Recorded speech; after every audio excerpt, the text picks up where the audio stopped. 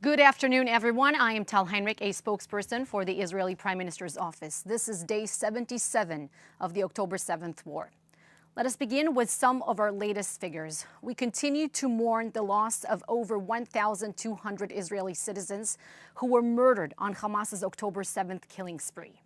Our thoughts are with the victims' families. This morning, the IDF announced the deaths of 2 more soldiers, thus bringing the IDF's death toll to 471. The fallen soldiers are 21-year-old Lieutenant Shai Ayeli from Ashkelon and 31-year-old Sergeant First Class Tal Shua from Beersheba. Our thoughts are with Shai and Tal's families, and we mourn their tragedies with heavy hearts. Our hostage count has not changed since yesterday as we continue to pursue the release of 129 men, women, and children who were abducted and currently remain in the hands of terrorists in Gaza. The Red Cross continues to shirk responsibility for taking care of our hostages, and we again demand that they do their job and visit our hostages to provide them with vital medical care. And now for an operational update.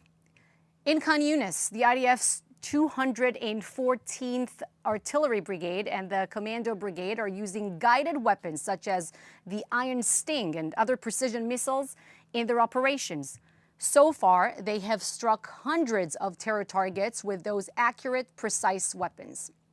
In southern Gaza City, IDF troops located numerous weapons, shells, and explosive devices in a residence adjacent to a kindergarten.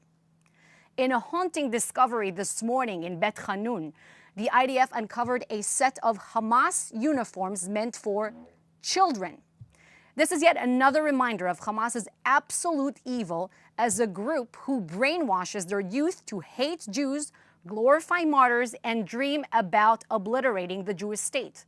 They lie to their own children, insisting that peace is impossible while Jews live in Israel. Where is UNICEF? Why is there so little concern about the Hamas terror group robbing children of their future? On the northern front, the IDF continues to launch targeted responses to Hezbollah's unyielding aggression. We condemn the blatant disregard for UN Resolution 1701, which guaranteed Hezbollah would be disarmed in southern Lebanon, and we express our outrage at countries who remain silent and refuse to condemn Hezbollah's repeated escalations. We also highlight the UN's one-sidedness when it comes to Israel's conflict with Hezbollah. Just yesterday, the UN tweeted about 60,000 displaced Lebanese civilians without ever mentioning the more than 80,000 Israeli civilians who have been displaced for over 2 months now. The double standard is clear. The UN's impartiality is a myth. We are well aware of the upcoming UN Security Council vote regarding our war against Hamas terrorists. We remind the international community that Hamas dragged us into this war, and they have explicitly threatened to commit more and more massacres on the same scale and with the same brutality as October 7th. To those calls for genocide, we say never again. We are acting with the dignity of a government which is determined to care for its own people. The same cannot be said of Hamas, who use their entire population as a massive human shield. Any country which is concerned about the welfare of Palestinians and Israelis must insist on Hamas's complete surrender and unconditional release of hostages. Only then can we hope to see a lasting peace. I'm now glad to take your questions. Please.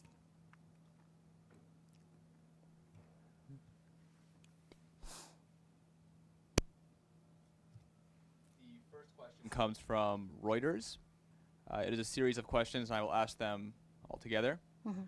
When will the humanitarian corridor between Cyprus and Gaza be active?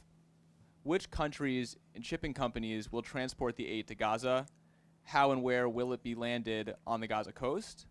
And Israel has kept Gaza under naval blockade since 2007 and is legally required to exclude any and all ships from Gaza waters. How then can aid ships be admitted as part of this corridor? Well, Israel is already going above and beyond. We're really taking unprecedented steps here to ease the civilian suffering in Gaza. From the very outset of this war, we said that there's no limit on food and water supplies entering the Gaza Strip, and we continue to examine different ways, to continue the free passage of food and water into Gaza. We don't want to see the Palestinian civilians suffering for the war that Hamas has dragged us into. And once we have new official announcements to make, well, we will make sure that you're aware, and we will announce it in that respect. Next question. The next question comes from Jim Williams of Zenger International News Service in Washington, D.C. Tal, while the UN has been critical of the amount of humanitarian aid going to Gaza from Israel, yesterday President Herzog said 3 times as much aid could go to Gaza if the UN would dedicate more help to distribute the aid. My question is the UN doing enough to get aid to Gaza, or are they covering up for their own lack of ability to allow Israel to provide the aid to the people in Gaza? You see, we have said that we have excess capacity to inspect the trucks getting into the Gaza Strip. And we're talking about hundreds of trucks. We have 2 inspection points. We have Kerem Shalom and Nitzana, which are 2 border crossings between Israel and the Gaza Strip. And we have the Rafah border crossing and Kerem Shalom, from which the aid is actually getting inside the Gaza Strip. Now, we have to ask, why is the aid not being distributed appropriately, right? Why are Hamas stealing some of the aid that is meant for the civilian population in Gaza? And in that respect, I think it's important to mention that it's outrageous that UN agencies and some aid groups have not condemned this method, that Hamas not even acknowledge it. We, the IDF, are releasing these videos for the world to see. It is very clear that Hamas is stealing some of this aid. So I'll repeat again, we are able to inspect more trucks than what is getting inside the Gaza Strip. International organizations, aid agencies, they should keep up with our pace, not the other way around. The next question is from Lauren Izzo of CNN. Can you give any insight into Israel's knowledge of Sinwar's current whereabouts and how close the IDF could be to closing in on him? So, Lauren from CNN, we are not commenting on operational military activity happening right now on the ground or anything that has to do with military strategy moving ahead. But what I can say is that Yahya Sinwar, the leader of Hamas, has signed his own death sentence on October 7th, and we will administer justice.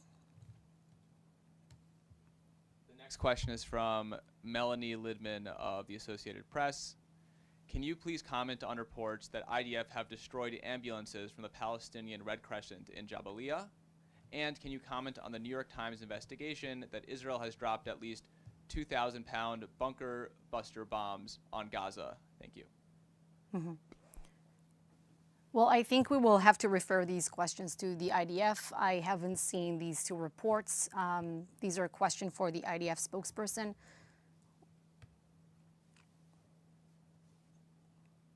That's it? All right. So these are all the questions that we have for today. That concludes our daily briefing. Thank you for being with us.